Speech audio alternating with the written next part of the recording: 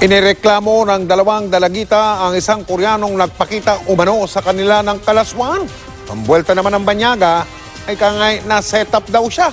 Nakatutok si Von Aquino. Kasi naalala na lang. Bakit? Anong ginagawa ko?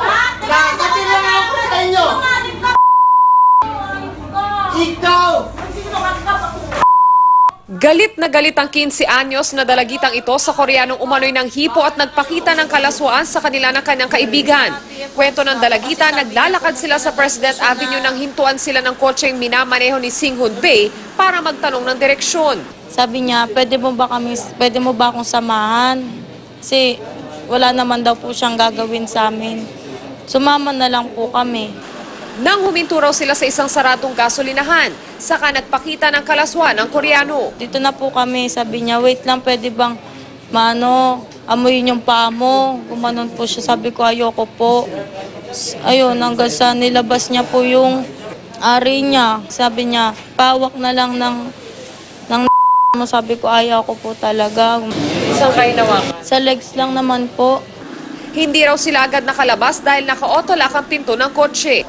Pero nang takutin daw nila ang suspect na may parating na tauhan ng barangay, tila nataranta raw siya at inunlock ang mga pinto ng kotse. Nakalabas ang dalawa at nagpasaklolo. Nakita namin yung dalawang bata, ito, tumatakbo. Oh, saan kayo? Huliin saan namin dalawang bata. Sir, inano kami, binastos kami na nakakotse. Yun nga. Eh di, yung kotse naman, madahanda. Pag ganun ang takbo ng kotse, parang gumigiwang-giwang na ganon.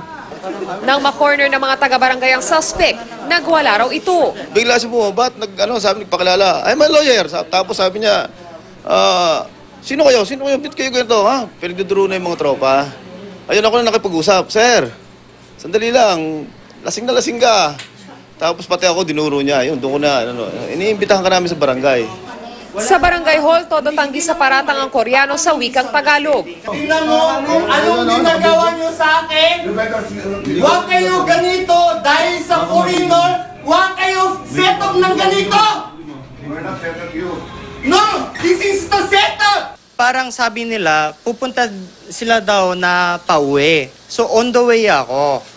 So pahati ko lang sila. Wala akong ginagawa. Tingnan mo sila yung katawan nila. Wala naman nasaktan sila. Tapos bigla, nahati ako kung saan sila nang gusto nila.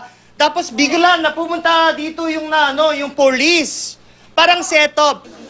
Tiniyak ng barangay na tutulungan nilang magdemanda ang mga menor de edad laban sa suspect. Yung mga magulang naman, dapat ang bantayan nila ang kanilang mga anak. Huwag yung pag 10 oras ng gabi, pakalat-kalat pa dyan. Von Aquino, Nakatutok, 24 Oras.